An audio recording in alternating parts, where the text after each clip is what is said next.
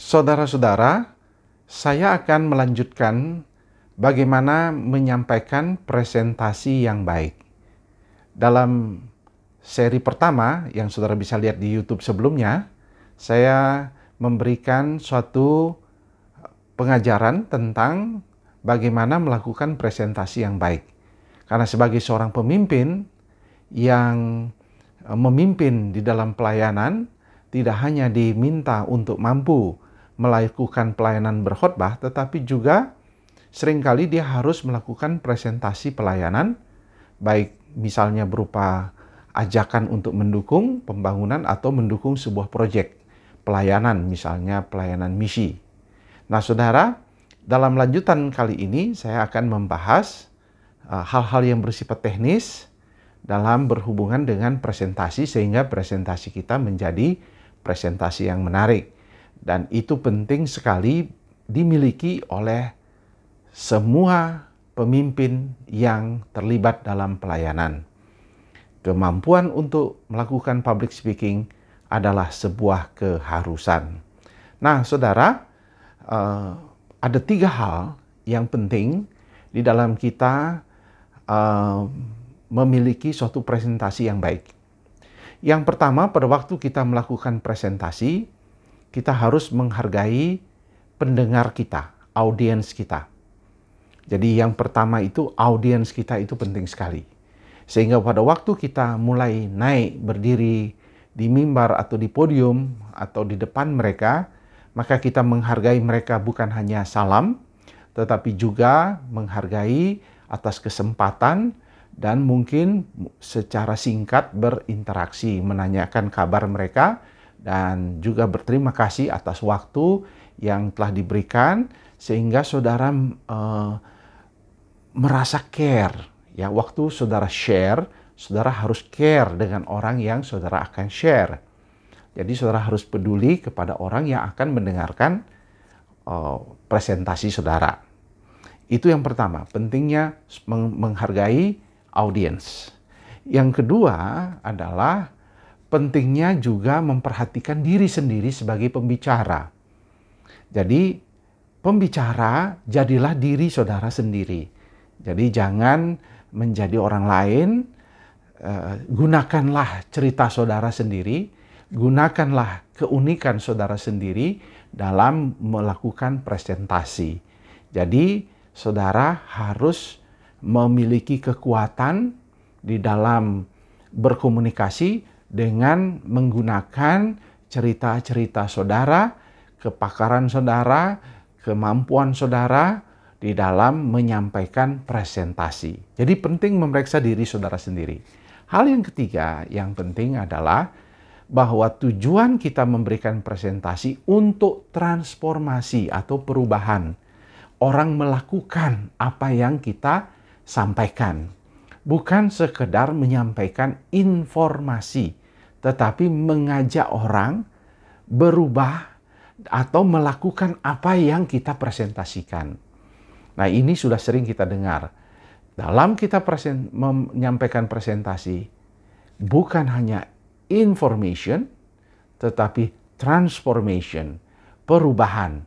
Nah, misalnya saudara memiliki proyek pembangunan, rumah ibadah misalnya, atau proyek misi, maka tujuan daripada presentasi itu bagaimana orang yang mendengar mendukung, memberi, dan terlibat di dalam proyek itu. Itulah yang disebut transformasi. Nah, mudah mengatakan transformasi, bukan hanya informasi, tetapi tentu pertanyaannya adalah bagaimana melakukan transformasi itu. Nah, sebelum kita melakukan presentasi transformasi, siapkanlah dulu yang disebut dengan roadmap transformation, transformasi perubahan, jalan perubahan dalam transformasi. Apa itu roadmap transformation? Yaitu saudara harus mulai menyusun. Sebelum saudara presentasi, ketika saudara mengenal audiens, maka saudara harus tahu dulu. Tahu apa yang dia sudah ketahui, misalnya tentang proyek misi atau proyek pembangunan rumah ibadah. Apa yang mereka ketahui tentang pembangunan itu. Kemudian roadmap yang kedua, apa yang mereka percayai tentang memberi dalam pelayanan misi dan pembangunan rumah ibadah. Tentu dia harus tahu bahwa itu adalah, dia percaya bahwa itu adalah perintah Tuhan, dan perintah Tuhan itu ada di dalam kitab suci, dan Tuhan mau kita terlibat dalam pelayanan. What they believe, apa yang mereka percayai. Kita harus tahu dulu roadmap-nya. Lalu yang ketiga, apa emosional mereka, feeling mereka, perasaan mereka terhadap proyek itu. Maka ketika kita berbicara tentang proyek misi atau proyek pembangunan, mereka akan, ketika mereka mendukung, mereka akan mengalami kebahagiaan, sukacita, dan diberkati. Nah, itu pasti feeling, emosi yang dirasakan. Lalu roadmap yang terakhir adalah do, melakukan tindakan, mendukung, mensupport, mendoakan, atau memberi secara finansial atau keuangan. Roadmap-nya mulai dari apa yang mereka tahu, apa yang mereka percaya, apa yang mereka rasakan, feeling atau emosi, perasaannya, dan apa yang akan mereka lakukan. Nah, ini yang kita susun dulu. Nah, pada waktu kita mempresentasikan, kita balik. Jadi bukan mempresentasikan yang ditahu dulu, tetapi mempresentasikan apa yang mereka harus lakukan dulu.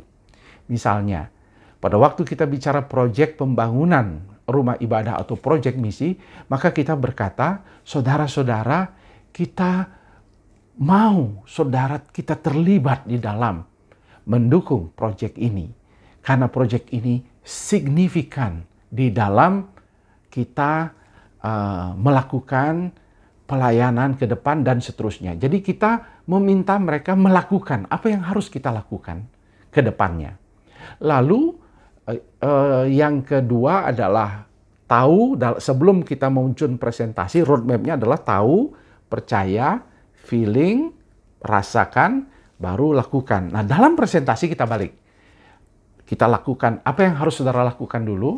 Lalu yang kedua, dalam presentasi, feelingnya dulu didekati. Emosinya dulu didekati. Bahwa saudara ketika engkau melakukan pemberian ini, maka Tuhan akan memberkati suatu sukacita dari Tuhan sendiri. Lalu setelah feeling, setelah emosi didekati, baru didekati apa yang mereka percayai.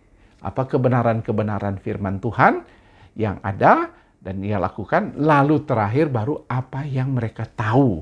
Ya, yang perlu mereka tahu. Misalnya berapa dana yang dibutuhkan, kebutuhannya, dan seterusnya. Itu yang terakhir. Dalam presentasi, jangan dipresentasikan informasi dulu. Sebelum dia digugah hatinya, digugah emosinya, diubah keyakinannya dan kepercayaannya.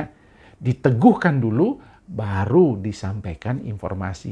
Nah, itulah yang menyebabkan nanti terjadi transformasi dan bukan hanya informasi. Karena tujuan kita melakukan presentasi bukan sekedar mereka tahu akan proyek kita, lalu dia tidak berbuat apa-apa. Tetapi dia tahu apa yang kita sampaikan dan dia berubah dan mau mendukung apa yang kita berikan, apa yang kita sampaikan. Nah, inilah presentasi yang baik di dalam kita menyampaikan presentasi pelayanan atau proyek di jemaat atau di pelayanan kita atau kepada orang-orang di sekitar kita. Ini bisa di public speaking ataupun dalam percakapan-percakapan kecil kepada para pendukung yang mau mendukung pelayanan kita.